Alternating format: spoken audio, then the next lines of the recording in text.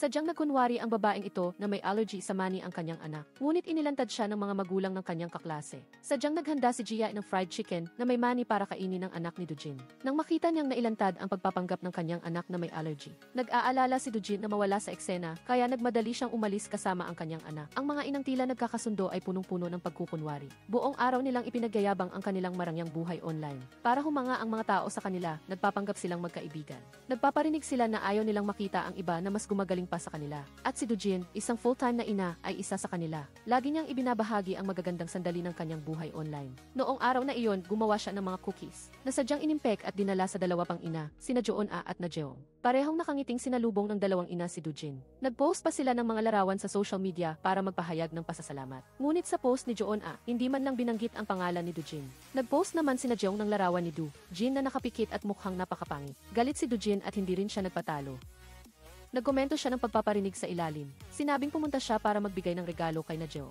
Marami pang magagandang larawan sa telepono ni Dujin. Ngunit sa larawang ipinost ni na Jeong, mukha silang mga teddy bear. Hindi lang ang mga ina ang nag-aaway sa isa't isa. Inutusan din nila ang kanilang mga anak na huwag magpapatalo. Sa palabas sa kindergarten, itatanghal ng mga mag-aaral ang Snow White na musical. Ang pangunahing karakter ay pipiliin sa pamamagitan ng audition.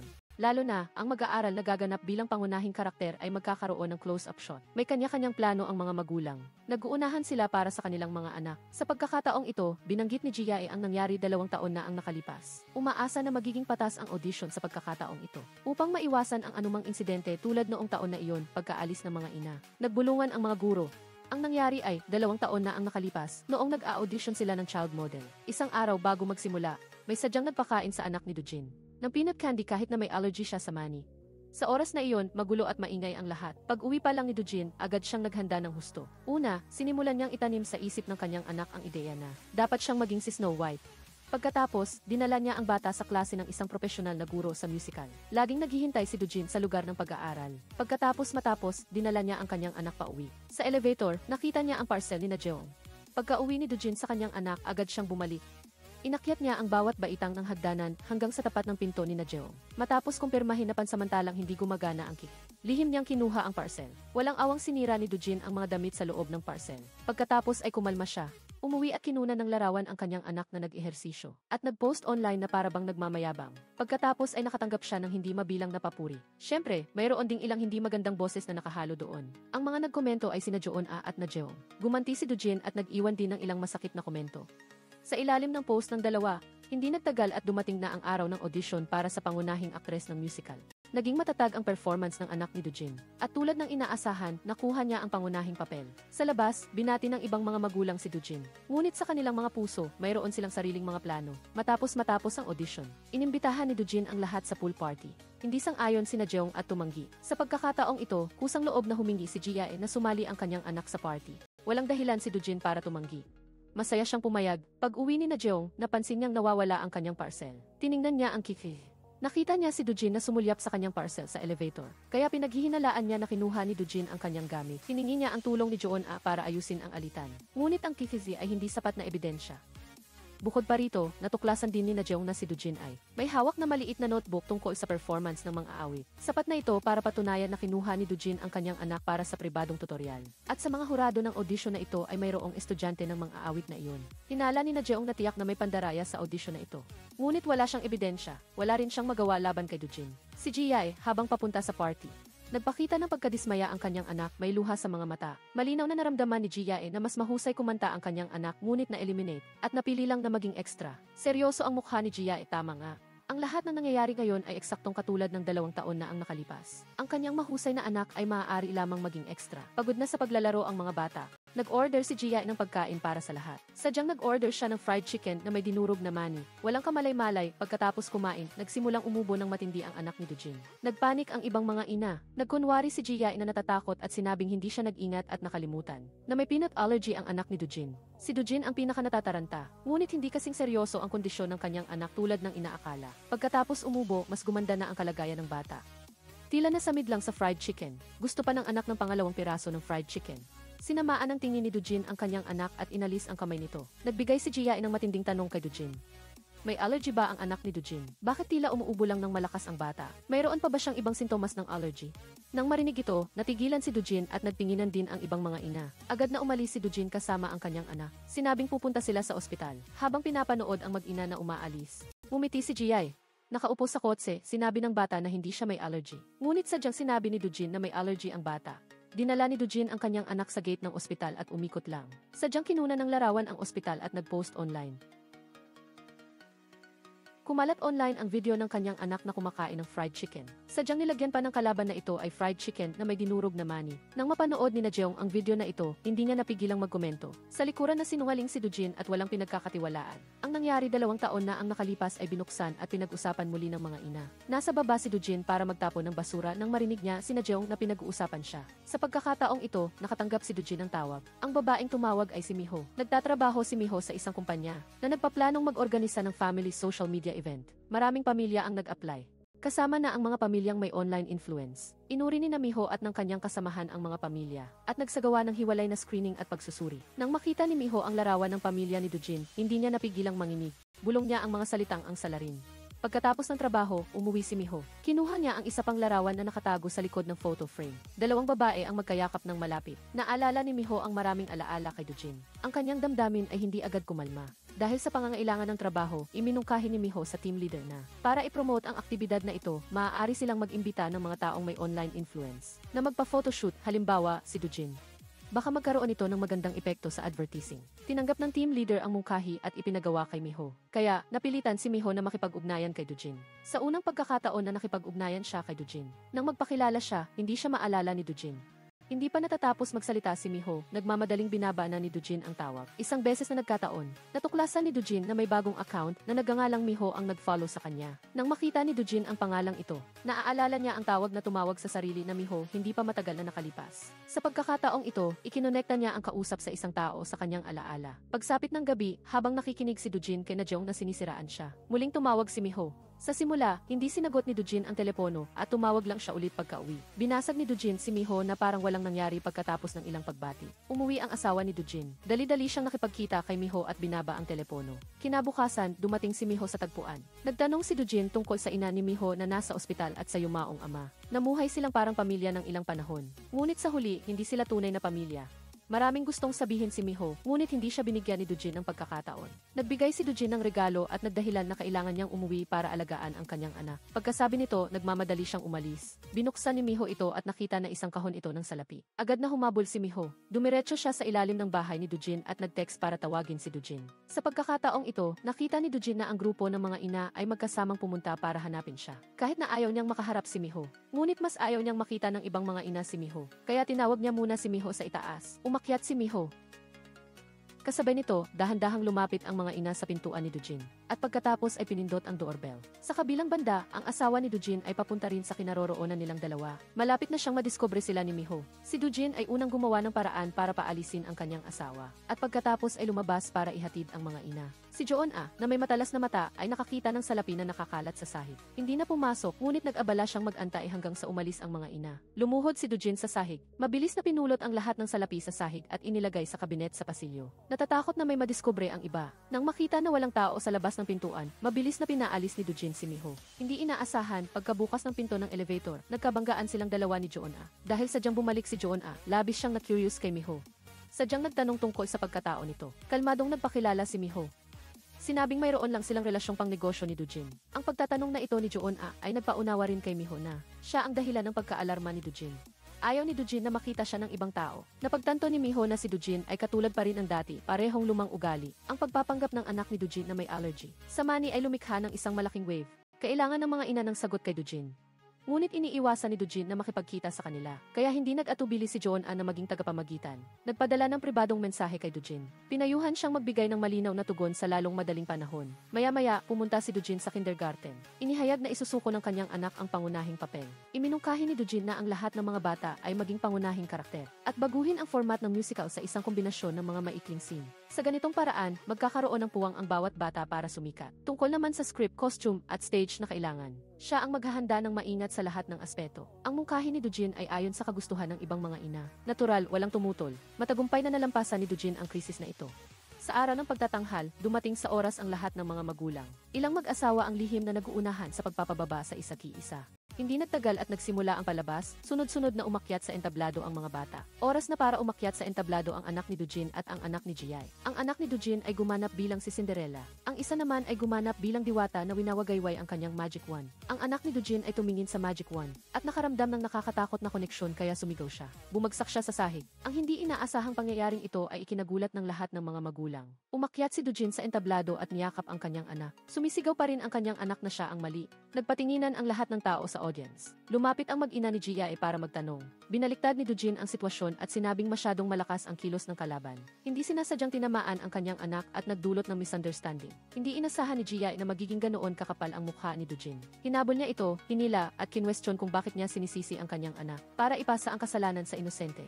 Inulit ni Jiyai ang lumang kwento tungkol sa aral mula sa insidente ng peanut candy. Sa pagkakataong ito, may kisses doon.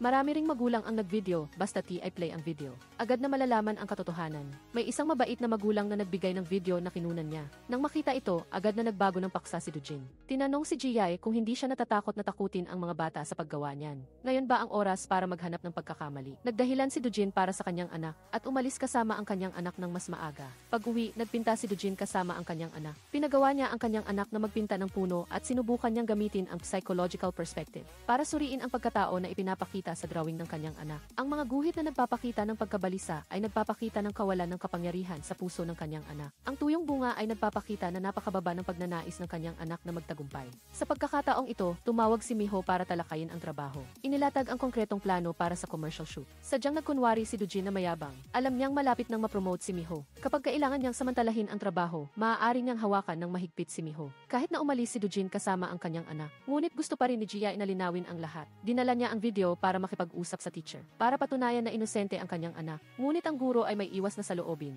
Umaasa na huwag nang balikan ang bagay na ito. Hindi matiis ni Jiyai ang galit na ito. Pagkaalis niya, nakita niya si Najong sa harap. Tinawag niya ang kausap at ipinakita kay Najong ang video. Pagkatapos mapanood ang reaksyon ng anak ni Dujin habang nagtatanghal, nagpakalat si Najong ng chismis sa mga magulang na pinaghihinalaan na hindi patas ang pagtrato sa anak ni Dujin sa bahay. Nagsasalita siya nang marinig ni Dujin. Malinaw na idineklara ni Dujin na ito ay chismis. Maghanda ang mga gumagawa ng gulo. Sa computer ni Dujin, maraming nakatagong folder. Ang mga folder na ito ay pinangalanan ayon sa pangalan ng ibang mga ina. Sa loob ay nakatago ang sikreto ng bawat isa. Ito ang kanyang paraan ng paghihiganti. Kamakailan ay gumawa si Dujin ng isang bagong folder. Ang may-ari ng folder sa pagkakataong ito ay si Miho. Dumating na ang araw ng commercial shoot ni Dujin. Kasama rin ang dalawang anak na babae. Sa shoot, naghanap ng pagkakataon si Dujin na kausapin si Miho ng pribado. Nang ilang sandali, binabalikan ang nakaraan. Prangkang. Sinabi ni Miho na pareho silang nakasakit sa isa at kailangan nilang magsorry sa isa para tuluyan ng matapos ang nakaraan. Nagtanong naman si Dujin kung bakit siya kailangang magsorry. Ang nakaraan ay hindi kailanman naging kasalanan niya. Nawala nang masabi si Miho. Gusto niyang pumunta ngayon para linawin ang misunderstanding, ngunit hindi niya inasahan na magiging ganoon kagaspang si Dujin. Hindi siya kailanman nag-isip ng mabuti tungkol sa nakaraan. Sa pagkakataong ito, biglang nasamid sa candy ang bunsong anak ni Dujin. Nag-aalalang lumapit si Dujin para tingnan at hindi pinayagan ang sinuman na hawakan ang kanyang anak. Kinuha ni Miho ang bata mula sa kamay ni Dujin. Hindi sinasadyang nasugatan si Dujin. Agad na binuhat ni Miho ang bunsong anak at inalog ng ilang beses para ilabas ang candy. Pagkatapos, makaligtas ang bata, agad na itinulak ni Dujin si Miho. Walang pasasalamat, sa halip ay may masamang mukha at sinisi si Miho, sinabing hindi siya dapat naghanda ng candy dito. Walang galang na nagsalita ng malakas si Dujin. Sa harap ng lahat, dati muntik nang saktan ni Miho ang kanyang anak at ngayon muntik nang saktan ang kanyang bunsong anak. Hinding-hindi niya mapapatawad si Miho. Mahigpit na niyakap ni Dujin ang kanyang bunsong anak at umalis kasama ang dalawang bata. Ang kalagayan ng isip ni Dujin ay nakakabahala mula nang makilala niya si Miho. Tila palagi siyang kinakabahan.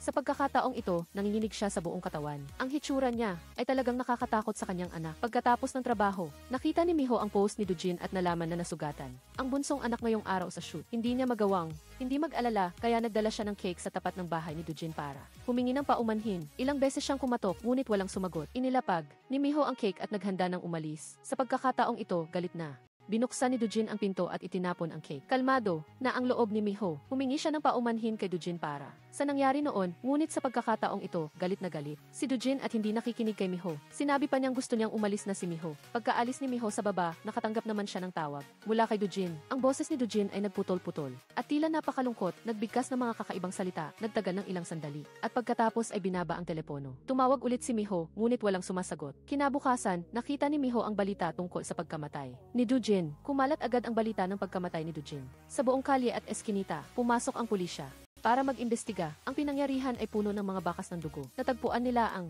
telepono sa isang pulang dugo sa balkonahe. Bukod pa rito, natagpuan din ng forensics ang isang punit na piraso sa inidoro ni Dujin. Pagkatapos marinig ang balita, labis na nagulat si Miho at hindi nakapagsalita ng matagal. Naalala niya noong bata pa siya, muling nagpakasal ang kanyang ina at ang ama ni Dujin na bumuo ng isang bagong pamilya. Napilitang tumira ang dalawang bata sa isang bubong. Si Dujin ay may extroverted na personalidad at laging naghahanap ng pagkakataon para magpakita ng kabaitan kay Miho. Si Miho ay balisa at nagmamadaling umalis tuwing makikita si Dujin na papalapit. Minsan, 72 lang ang nakuha ni Miho. Dismayado siya at hindi naglakas loob na ipakita ang kanyang test paper sa kanyang ina. Si Dujin, na nakakuha ng perpektong score, ay kusang nagpalit ng test paper sa kanya. Sa ganitong paraan, unti-unting naging malapit ang dalawang bata. Dahil sa relasyong ito, gumanap si Miho bilang isang miyembro ng pamilya sa buro ni Dujin. Ang dalawang anak ay bata pa at hindi alam kung ano ang nangyayari at patuloy na naglalaro ng walang pakialam. Ang mga inang dumalo ay nagbubulungan sa likuran.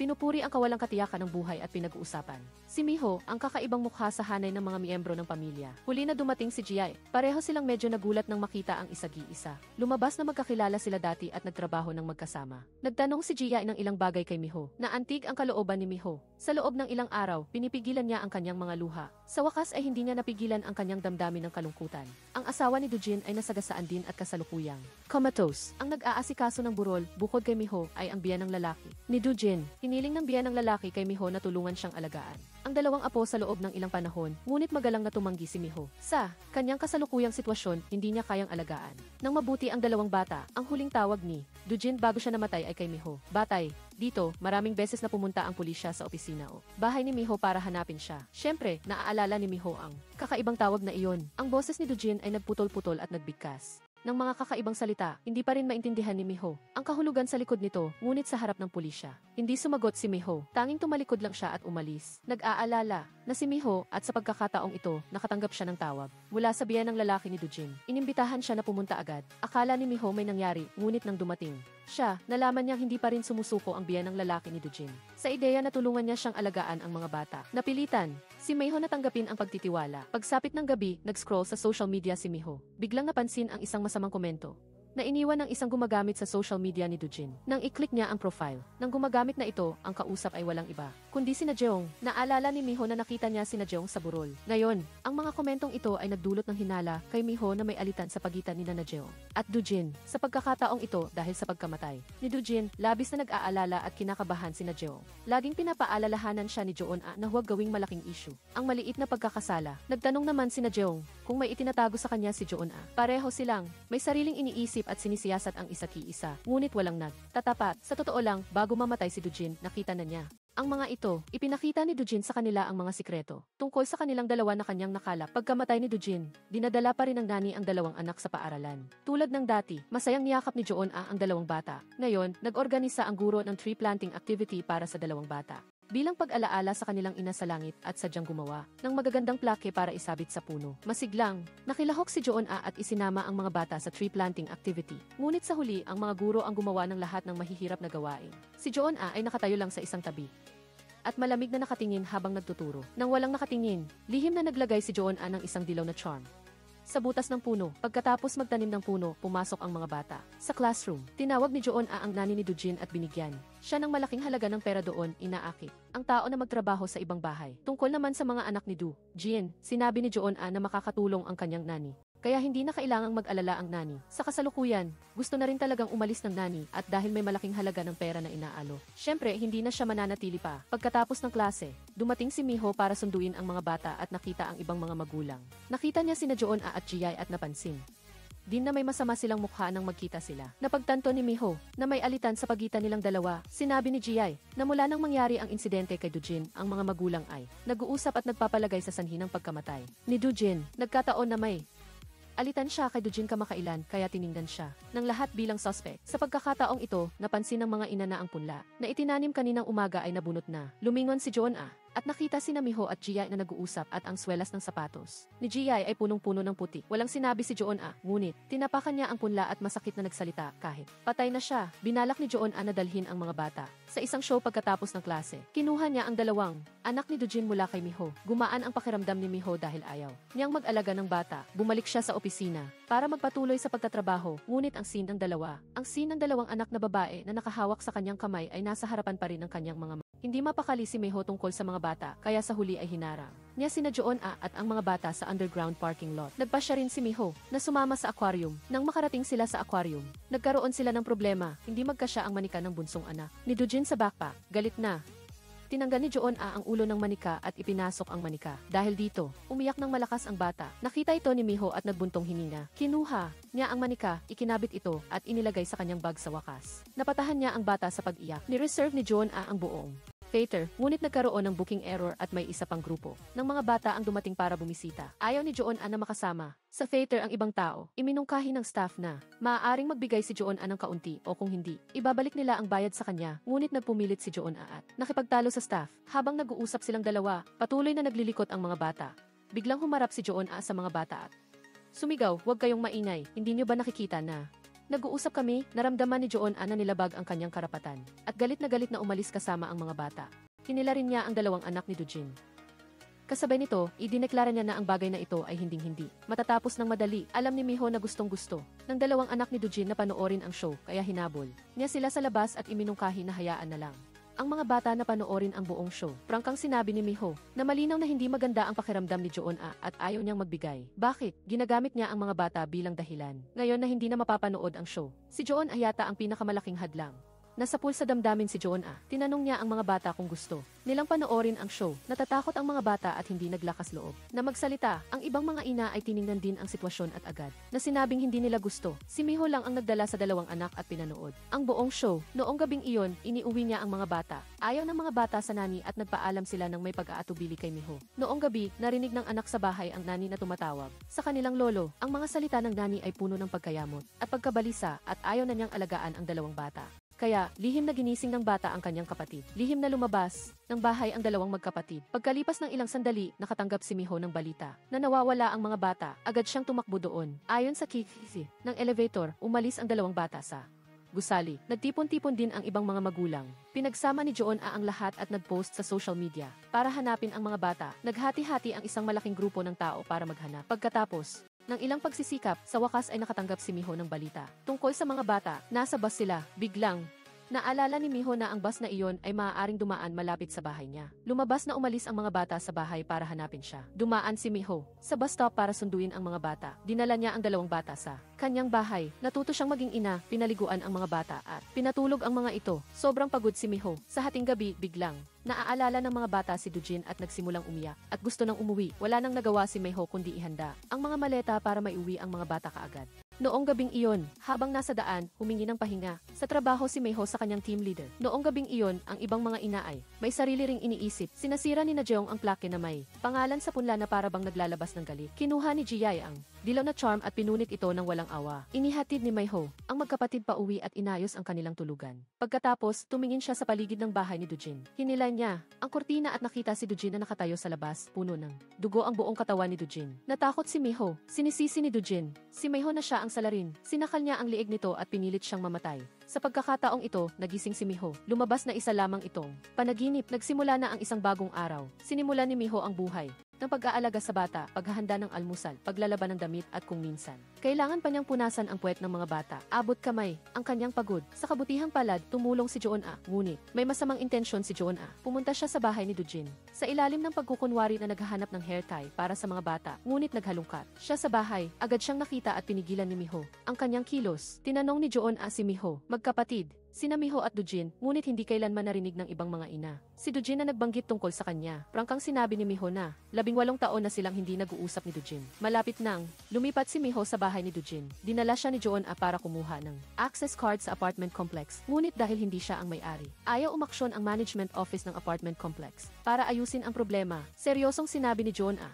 na ang mga empleyado ay natatakot lang sa abala kaya ayaw nilang magtrabaho. Matigas ang saloobin ni Joon-ah at idineklara na magsasagawa siya ng botohan sa residente. Sa pagpupursige ni Joon-ah, matagumpay na nakakuha ng access card si Miho. Pagkatapos, dinala ni Joon-ah si Miho sa gathering ng mga ina. Si Miho ay, katulad ni Dojin, kaliwete siya kapag kumakain. Kinutya ni na Jeong si Miho, sinabing ang aksyon na ito ay para bigyang diin ang pagiging espesyal niya. Hindi, sanay si Miho sa ganitong kapaligiran. Naghanap siya ng dahilan at nagmamadaling umalis. Naramdaman ni na Jeong na si Miho at Dojin ay may magkatulad na personalidad kaya hindi maganda ang impresyon niya. Tungkol dito, nang magbayad, naglaro ng maliit na laro ang apat na ina. Sabay-sabay silang nagpadala ng mensahe sa kanilang mga asawa na humihingi ng handbag. Ang inang makakatanggap ng pinakamabagal na tugon ang mananagot sa pagbabayad. Ang dalawang asawa na pinakaunang tumugon ay parehong nagpahayag ng pagtanggi. Ang asawa ni Joon-ah, ang pangatlong sumagot, pumayag siya ng walang pag-aalinlangan. Sa puntong ito, natukoy na ang talunan. Sa harap ni Joon-ah, ang ibang mga ina ay nagmamayabang tungkol sa kanilang mga asawa. Kahit na pinakahuli sumagot ang asawa ni na Jeong, ang nilalaman ng tugon ay hinangaan ng lahat. Sinabi ng asawa niya na direktang makipag-ugnayan sa salesperson at bumili na agad ngayong gabi. Sinamaan siya ng tingin ni Joon-ah. Nakabawi si na Jeong kaya tuwang-tuwa siyang nagbayad. Ngayong araw, pagkatapos ng klase ng mga bata, dinala ni Miho ang magkapatid para itanim muli ang puno para kay Dojin. Ang puno na itinanim noong nakaraan ay sinira ng kung sino. Habang nagtatanim, hindi sinasadyang nasugatan ang daliri ni Miho. Biglang naalala ni Miho na nakita niyang may peklat din sa daliri ni na Jeong hindi pa matagal na nakalipas. Pagkatapos, nakita ni Miho si na Jeong sa restroom. Nagparinig at nangutya si na Jeong sa kanya. Ang pagtatanim ng puno ay hindi nagpapabago sa isang tao na maging mabuting tao. Pinaalalahanan niya si Miho na huwag laging isipin na maging kapansin-pansin. Maging payapa lang. Tinanong ni Miho kung ano ang ibig niyang sabihin. Muntik nang hindi makontrol ni na Jeong ang kanyang galit. Habang pauwi, nakipagkita si Miho kay Chai-zi kaya pumunta siya sa bahay nito para makipagkwentuhan. Ang asawa ni Chai-zi ay nagtatrabaho sa ibang bansa. Kadalasan silang mag-ina lang sa bahay noon, nabanggit ni Chai-zi na hindi lang ilan ang gustong saktan si Zochin. Ang mga nanay na ito ay napakakahina-hinala rin. Sinamantala ni Miho ang pagkakataong ito para tanungin si Chai-zi kung bakit niya nasabi iyon. Sinabi ni Chai-zi kay Miho na ang mga nanay na ito at si Zochin ay nagpapanggap na matalik na magkaibigan sa social media. Ngunit sa katunayan, walang nakakaalam ng totoong sitwasyon. Halimbawa, sina John, siya ay isang sinungaling na walang kapantay. Ayon nga sa sinabi ni Chai-zi, ang social media ni na John ay puno ng kasinungalingan. Ang ipinapakita lang niya ay pag-arte para sa iba. Noong gabing iyon, hindi siya nakakuha ng inaasahang bag.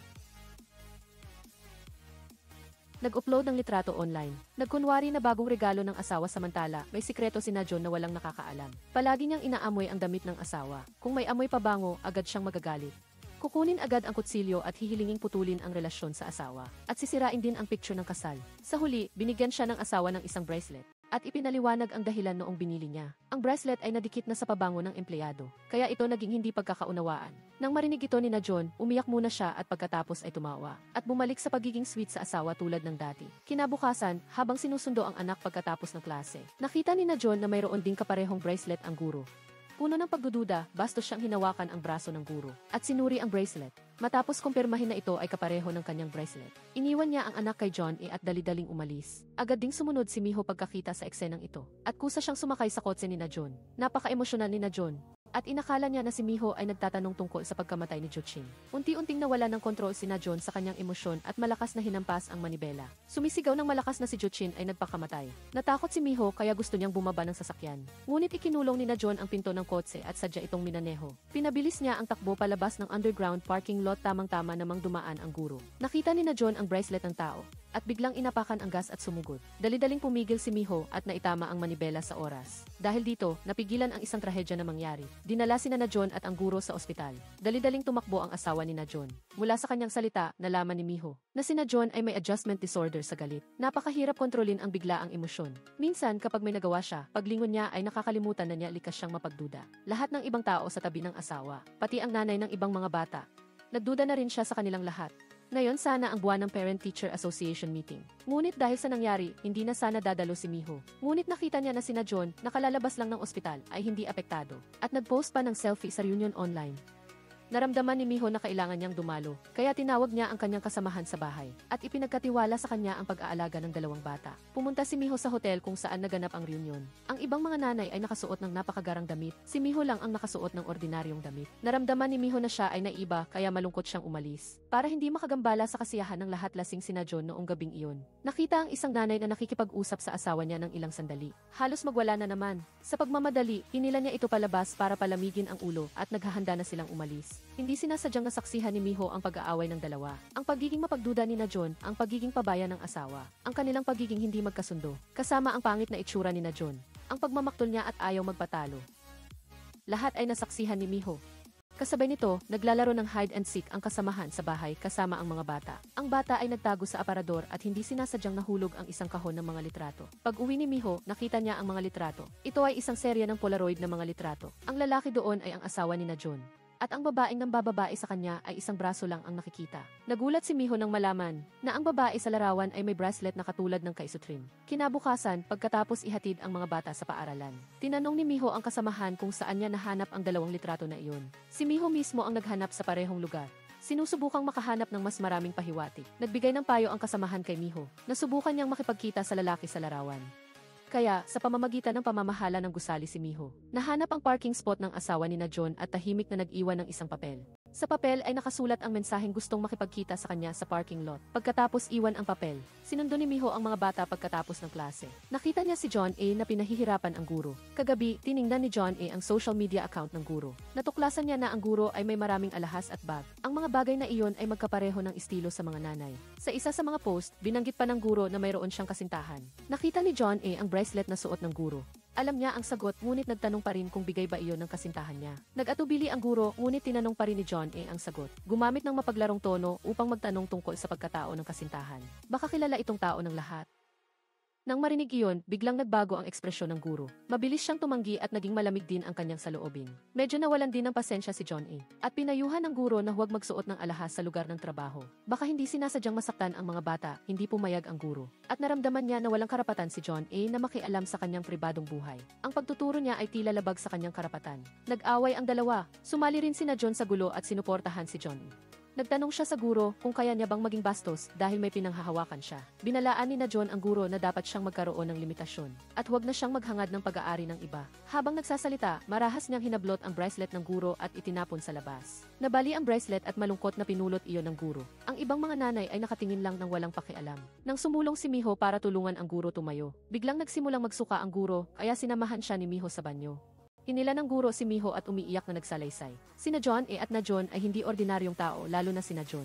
Dahil sa kanyang asawa, lagi siyang nakikipag-away sa mga tao sa paligid. Lihim pang sinabi ng guro kay Miho na may problema ang asawa ni na John at si Rochin. Bandang 1 linggo na ang nakalipas, nag-post si na John ng atake kay Rochin. Sa post, binalaan niya si Rochin na huwag pakialaman ang asawa niya. Habang nagsasalita, gusto ng guro na hanapin ang post na ito, ngunit nabura na ito. Pagkatapos mag-usap ng dalawa, sinundo ni Miho ang mga bata. At nakita niya si na John na pinapagalitan ang dalawang magkapatid. Malakas na umiyak ang mga bata nang harapin si na John ni Miho. Nagkunwari si na John na wala siyang ginawang mali at hindi man lang inisip na siya ay nagkamali. Nagalit pa siya kay Miho.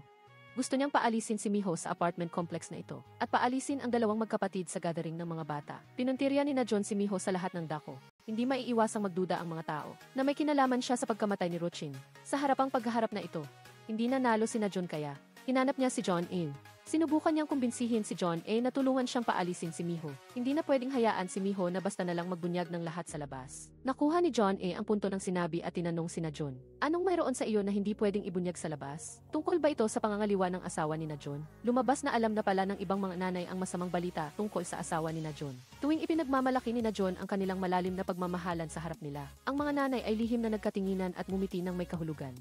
Nanggigil si na John at nagpahayag na hindi niya palalampasin si John A. Sa pinakamasama, sabay-sabay na lang silang mamatay. Alam niya na hinahanap ni John A ang AFB ni Rochin. Ang loob nito ay naglalaman ng sikreto ni John A kung magpapahirap pa si John A sa kanya. Isisiwalat ni na John ang lahat ng ito kay Miho, kasama na ang mga ginawa nila bago mamatay si Rochin. Nataranta si John A pagkaraan ng ilang sandali, nagdala siya ng pagkain sa bahay ni Rochin. Sinamantala niya ang pagkakataong pumunta sa banyo para maghalughog muli sa study room. Hindi niya inaasahan na ang AFSB na pinaghirapan niyang hanapin ay wala sa study room, kundi nakatago sa maliit na bulsa ng manika ng kanyang anak. Napansin ni Miho na matagal nang hindi lumalabas si John A sa banyo, kaya hinanap niya ito. Nagkunwari si John A na nagbabasa ng libro. Paulit-ulit na pumapasok si John A sa study room. Tila may hinahanap. Sa harap ng tanong ni Miho, nagalit si John A.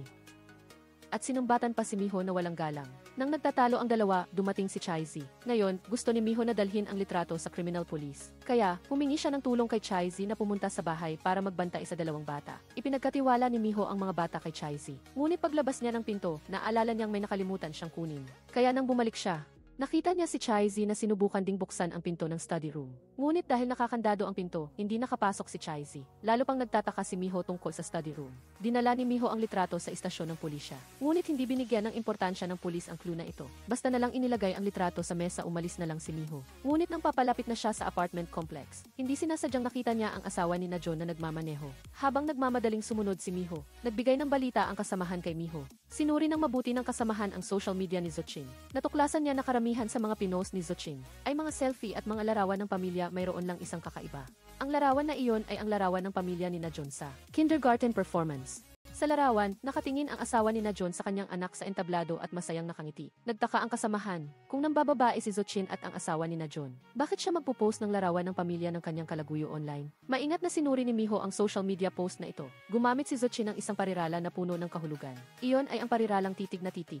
Posibleng hindi ang anak ang tinitingnan ng asawa ni na John, kundi ang guro na nakatayo sa tabi ng kanyang anak sa entablado. Habang nag-uusap, nakita ni Miho ang asawa ni na John na bumaba sa kotse at pumasok sa isang lugar. At ang taong pinuntahan niya para makipagkita ay ang guro. Pagkaraan ng ilang sandali, umalis ang guro sakay ng kanyang kotse. Bukod kay Miho, may isa pang lihim na sumusubaybay sa dalawa.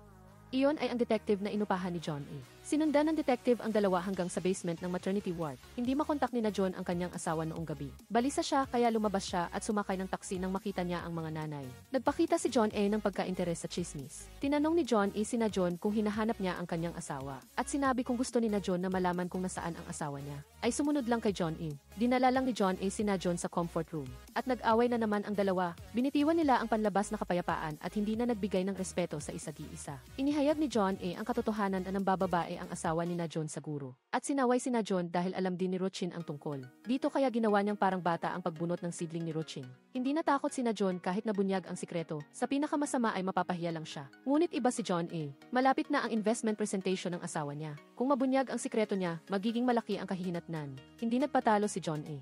Nagbigay pa ng isang malaking balita na buntis ang guro. Patuloy na nagpakita si na John ng kasikatan tungkol sa kanyang asawa kahit na siya ay niloloko. Mukha siyang kaawa-awa at katawa-tawa umuwi si na John. Nag-away na naman sila ng asawa niya dahil hindi siya nasa bahay para magbantay sa anak. Ang matinding hinanakit at galit ay walang mapagbuntungan.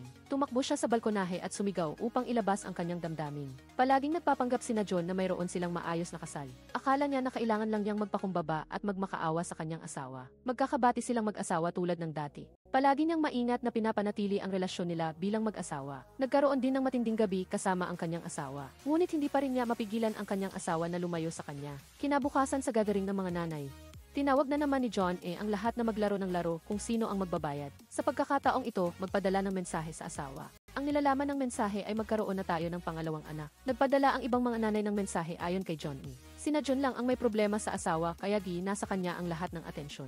Hawak ni na John ang telepono ngunit hindi niya maipadala ang pangungusap na iyon. Ang ibang mga nanay ay tumingin kay na John na nahihiya na may mapanuksong tingin. Umuwi si na John na desperado at humiga sa kama na naliligo sa luha. At sa social media, sinadya pa ng mga tao na manukso na ang anak niya ay kamukha ng guro. Tinitingnan ni na John ang mga komento at lalo siyang nalungkot at desperado. Napansin ni Miho na hindi maganda ang pakiramdam ni na John kaya binisita niya ito sa bahay. Sa sandaling ito, patuloy na nagpapakita ng notifikasyon ang telepono ni Miho. Ilang sandali lang bago iyon, nag-post si na John ng larawan ng necktie na may caption na iligtas niyo ako. Sa ilalim ng larawang ito ay punong-puno ng komento ng mga tao. At si na John sa sandaling ito ay nakasuot ng necktie sa kanyang leg. Kalalabas lang ni Miho kaya agad siyang sumugod sa silid. Nagmadali si Miho na iligtas si na John at dinala siya sa emergency room. Ang nangyari kay na John ay nagdulot din ng kaguluhan sa circle ng mga nanay. Dahil si Miho ang saksi, nagunahan ang lahat na tanungin si Miho, ngunit hindi rin alam ni Miho ang mga detalye. Nang makita na wala siyang nakuhang kapakipakinabang na impormasyon, medyo nataranta si John bago mangyari kay na John. Sinadya niyang sabihin sa kausap na buntis ang guro. Hula ni John E. na posibleng nag-udyok ang kanyang sinabi kay na John at nagdulot sa kanya na gumawa ng matinding pagpili. Kaya agad niyang binura ang nilalaman ng kanyang post tungkol sa pagkakahawig ng anak ni na John sa guro. Sa harap ng lahat, nagpatuloy si John E. sa pagtitipon kasama ang mga nanay gaya ng dati. Naghanda pa siya ng regalo para sa bawat nanay para mas maging malapit ang kanilang relasyon. Sinadya niyang magsalita ng nakakatakot. Sinabi niya na nagpakamatay si na John dahil sa panggigipit ni Miho at hindi ito dapat palampasin. Hinikayat ni John E. ang ibang mga nanay na itutok ang kanilang galit kay Miho. Una, dapat siyang paalisin sa grupo. Sa kabilang banda, umupa si John E. ng tao para imbestigahan ang nakaraan ni Miho. Hindi nagtagal, nakahanap ng ilang clue ang detective. Nagtapos si Miho sa Seoul High School. Natuklasan ni John A na magkaklas sila ni Jochin. Habang lihim na iniimbestigahan ni John A si Miho, sinabi ng biyena ni Jochin kay Miho na darating na ang katulong na mag-aalaga sa mga bata. Sa harap ng biglaang paghihiwalay, nakaramdam si Miho ng bahagyang panghihinayang sa kanyang puso. Noong gabi, naglambing ang mga bata at humingi na makatulog kasama siya. Kinabukasan, umiyak sila at ayaw umalis pagpunta sa paaralan. Ayaw nilang humiwalay kay Miho kahit isang minuto. Tila may inaasahan. Nagpaalam si Miho sa mga bata nang may mabigat na damdamin. Umalis sa bahay at naglinis. Pagkatapos ay pumunta sa kumpanya para sa return to work procedures. Pagkatapos, bumisita si Miho sa ospital upang dalawin ang kanyang ina. Ipinaliwanag ni Miho na bihira siyang bumisita dahil sa abala sa trabaho kamakailan. Ngunit tumawag na pala ang kanyang ina sa kumpanya dati at alam niya ang lahat ng ginagawa ni Miho kamakailan. Sinaway ng ina si Miho. Dati, sinaktan ni Jochin si Miho at nagdulot sa kanya na mabuhay sa dilim hanggang ngayon. Ngunit tinumbasan pa ni Miho ng kabutihan ang kasamaan at tinulungan pa si Jochin na alagaan ang kanyang mga anak. Hindi sinasadyang may nasabi ang ina, bago ikasal at pagkatapos mga anak. Pinuntahan ni Jochin si Miho, ngunit pinigilan siya ng kanyang ina. Palaging niloloko si Miho. Ito ang unang pagkakataon na narinig niyang hinanap siya ni Jochin. Gusto ni Miho na malaman kung bakit siya hinanap ni Jochin. Dahil ba inisip niya ang kanilang damdamin? At humingi ng tawad sa kanya tungkol sa nakaraan, ngunit huli na ang lahat. Hindi pa man nasasabi ang lahat, namatay na si Jochin. Sa daan palabas ng ospital, bumalik ang isip ni Miho sa taong 2003. Noong panahong iyon, ang 4 na miyembro ng pamilya ay nakatira sa ilalim ng isang bubong. Walang sikreto si Miho at Jochin sa isa't isa. Laging magkasama sa paggawa ng ilang kalokohan, halimbawa, dahil sa kuryosidad. Ninakaw nilang dalawa ang isang kahon ng kondom mula sa klase ng home economics para dalhin nila parehong nanukso ang dalawang babae. At ginamit pa ang kondom para magpalobo. Tinuruan pa ni Jochin ang mabait na batang si Miho na gumawa ng account para makapagpadala ng mensahe si Miho online. Tuwing weekend, nagpupunta silang dalawa kasama ang mga magulang sa simbahan para magsimba. Noong panahong iyon, napakaganda ng kanilang relasyon, ngunit biglang huminto ang kaligayahan. Biglang dumating ang insidente. Isang araw, naglalaro si Miho at Jochin sa hagdan. Hindi sinasadyang nahulog si Miho sa hagdan. Sa isang iglap, nagbago ang mukha ng nanay ni Miho. Wala na ang dating kabaitan at sinigawan si Jochin. Naging masungit siya at ibinunton ang lahat ng kasalanan kay Jochin. Tumakbo ang mga mababait na tao malapit para tumulong. Sinabihan ng tatay ni Jochin na kargahin si Miho papuntang ospital. Medyo nahihiya ang tatay ni Jochin, ngunit kinarga pa rin si Miho. Mahigpit na hinawakan ng kanyang mga kamay ang binti ni Miho. Ang nanay ay nakatayo sa tabi at nakita ang eksenang ito at nakaramdam ng kalungkutan sa kanyang puso. Pagkatapos ng maliit na drama na ito, lalo pang naging mahigpit ang nanay kay Miho. Hindi malala ang sugat ni Miho nang nahulog siya sa hagdan noong araw na iyon. Nagkunwari si Miho na nasasaktan. Sinaway siya ng nanay dahil ginagawa niyang malaking bagay ang isang maliit na bagay. Mahilig si Miho magpaganda at magpahaba ng buhok. Pinilit din siya ng nanay na magpagupit ng maikli. Ngunit ang mahigpit na requirement ng nanay ay para lang kay Miho. May double standard siya para kina Miho at Jochin. Hindi maintindihan ni Miho kung bakit ganoon ang ginagawa ng nanay. Sinuri ni Jochin na ito ay dahil sa selos ng nanay kay Miho. Selos dahil sa siya ay naging babae mula sa pagiging bata. Hindi makapaniwala si Miho na ganoon ang nanay. Nagkaroon ng crack ang relasyon nila ni Jochin. Sa paaralan, hindi na sila laging magkadikit. Sa gitna ng pagtutulakan, hindi sinasadyang nahulog si Miho. Nagkalat ang kondom sa lahat ng dako, kaya kinailangan siyang magpatawag ng magulang. Hindi inaasahan, sinisi ng nanay ni Miho si Jochin sa harap ng guro. Sinabing naging ganoon si Jochin ay dahil sa pagtuturo at halimbawa ng kanyang nanay. Lumabas na ang tunay na nanay ni Jochin ay ng babae rin sa isang mas bata na lalaki. Nagmadaling ipagtanggol ni Jochin ang sarili. Inamin na si Miho ang nagnakaw ng mga gamit. Nagmadaling lumapit si Miho upang ipaliwanag na pinapunta siya ni Jochin para magnakaw ng kondom.